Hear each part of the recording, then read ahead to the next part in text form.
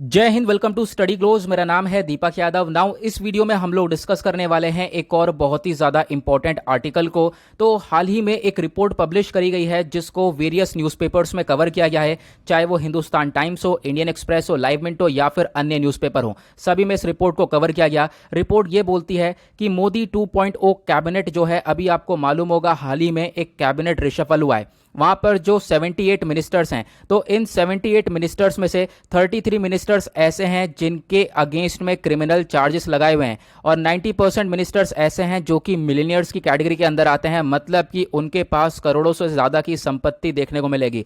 तो इस रिपोर्ट को एनालाइज करेंगे इस वीडियो में हम लोग। काफ़ी इंपॉर्टेंट टॉपिक होने वाला है। यहाँ पे आप देख पाओगे इंडियन एक्सप्रेस का ये आर्टिकल है जहां पर बात करी गई है PM Modi's new council of ministers 42% have criminal cases and 90% are millionaires. और उसी तरीके से इस आर्टिकल को लाइव मिनट ने भी कवर किया है। अब यह आर्टिकल आपका UPSC GS paper 2 polity and governance के पॉइंट ऑफ व्यू से इंपॉर्टेंट हो जाएगा। साथ ही साथ एक टॉपिक से और आप इसको रिलेट कर सकते हो, वो मैं वीडियो के एंड में डिस्कस करूंगा। लेकिन फर्दर डिस्कशन से पहले go to Google Play Store, download our study glows learning app और वहां पर जाकर आप लोग यूपीएससी के कोर्सेज को अवेल कर सकते हो बहुत ही ज्यादा मिनिमम प्राइसेस में।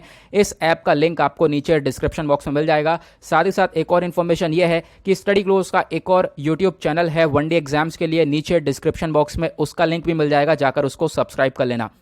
ये मेरी इंस्टाग्राम आईडी है, कोई भी क्वेरीज आती हैं तो आप लोग जाकर मुझसे यहां पर पूछ सकते हो। नाउ अभी आपको मालूम होगा वेडनेसडे में हमारे प्राइम मिनिस्टर मोदी जी ने एक कैबिनेट रिशफल किया। अब उस कैबिनेट रिशफल में लगभग 36 लोगों को, नए लोगों को अपॉइंट किया गया है, अलग अलग मिनिस्ट्री सौंपी गई हैं।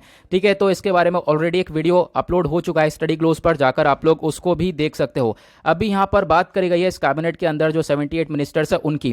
ठीक है, ये जो 78 मिनिस्टर्स हैं इनके रिगार्डिंग अगर हम बात करें तो इनमें से 33 मिनिस्टर ऐसे हैं जिनके अगेंस्ट में क्रिमिनल केसेस आपको देखने को मिलेंगे। यानी 33 मिनिस्टर का मतलब हो गया इन टोटल में से 42% ऐसे मिनिस्टर्स हैं जिनके अगेंस्ट में क्रिमिनल केसेस हैं। और साथ ही साथ ये रिपोर्ट ये भी बताती है कि 24 मिनिस्टर्स ऐसे हैं जिनके अगेंस्ट में सीरियस केसेस हैं, जैसे कि मर्डर हो गया, अटेम्प्ट टू मर्डर हो गया या फिर रॉबरी के केसेस हैं। अब ये रिपोर्ट पब्लिश करी गई है एडीआर के द्वारा, एसोसिएशन फॉर डेमोक्रेटिक रिफॉर्म्स के द्वारा।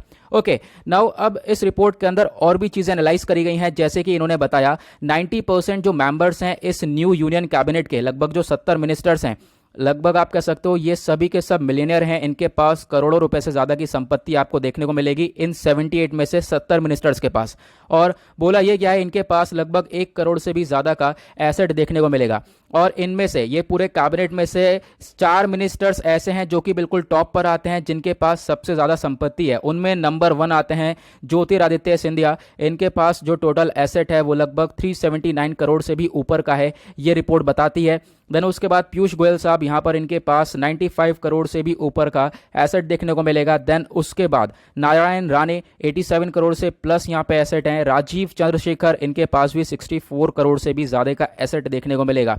ठीक है, ये सब हाई एसेट मिनिस्टर की कैटेगरी में आते हैं जिनके पास 50 करोड़ से भी ज़्यादा का एसेट देखने को मिल जाएगा। नाउ एक चीज़ और याद रखनी है, ये रिपोर्ट ने यह भी बताया है ये जो पूरा का पूरा कैबिनेट है, ये जो काउंसिल ऑफ मिनिस्टर है, इनमें से सबसे ज्यादा जो रिचेस्ट पर्सन है वो आपको ज्योतिरादित्य सिंधिया देखने को मिलेंगे। नाउ अब इसी के रिगार्डिंग एक क्वेश्चन ये भी है, अभी हाल ही में जो कैबिनेट रिशफल हुआ है उसमें ज्योतिरादित्य सिंधिया को कौन सी मिनिस्ट्री सौंपी गई है, जरा नीचे कॉमेंट सेक्शन में बताना कौन सी मिनिस्ट्री पे इनको अपॉइंट किया गया है। ओके, नाउ अब हम लोग बात करते हैं, बहुत सारे मिनिस्टर्स ऐसे हैं जिनके पास सबसे कम एसेट हैं, तो उनकी भी बातचीत यहां पर रिपोर्ट ने करी है। लेकिन उससे पहले मैं आपको बता दूं जो एवरेज नंबर है, मतलब ज्यादातर मिनिस्टर्स हैं उनके पास 16 करोड़ के आसपास की एसेट देखने को मिल जाएगा, ये रिपोर्ट बताती है। नाउ अब हम बात करें जिनके पास सबसे कम एसेट है, तो यहां पर बहुत सारे नाम आते हैं, जैसे कि सबसे पहले आपको देखने को मिलेगा ये लिखा हुआ है प्रतिमा भौमिक फ्रॉम त्रिपुरा। इनके पास आप देख पाओगे 6 लाख रुपए का एसेट देखने को मिलेगा। उसके बाद और भी बहुत सारे नाम हैं, यहाँ पे रीड करने से कोई फायदा है नहीं। फिलहाल इनके पास लैक्स के अंदर एसेट देखने को मिलेगा, लेकिन अभी जो हमने इससे पहले पढ़े थे रिचेस्ट मिनिस्टर्स से, उनके पास करोड़ों में ये एसेट्स देखने को मिल जाएंगे। ओके, नाउ अगर हम बात करें ये जितने भी मिनिस्टर्स हैं इनकी एजुकेशनल क्वालिफिकेशन की, तो इस चीज को भी रिपोर्ट ने पब्लिश किया है।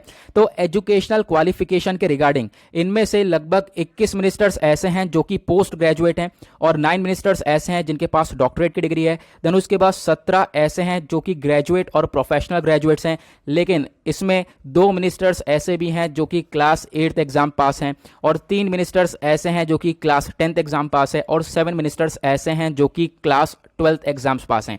तो ये सारी चीजें हो गई। नाउ अब इस टॉपिक के आप कर सकते हो, लिंक कर सकते हो आप लोग, क्रिमिनलाइजेशन ऑफ पॉलिटिक्स है, ठीक है। एक इंपॉर्टेंट ये ट्रेंडिंग टॉपिक है, यूपीएससी के अंदर पहले क्वेश्चन पूछा गया है।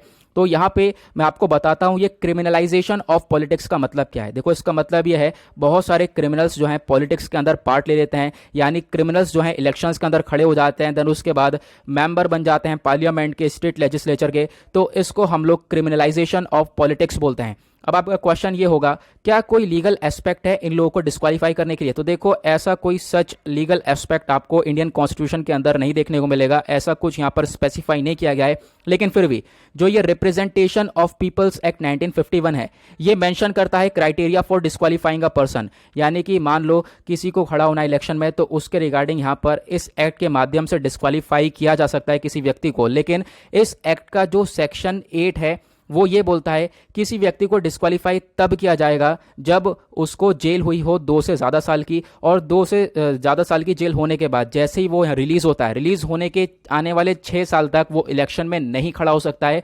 तो ये सारी चीज़ें यहाँ पर सेक्शन 8 डिफाइन करता है, ठीक है। मतलब कहीं ना कहीं रिस्ट्रिक्शंस यहाँ पर ये रिप्रेजेंटेशन ऑफ पीपल्स एक्ट 1951 लगाता हुआ नजर आएगा।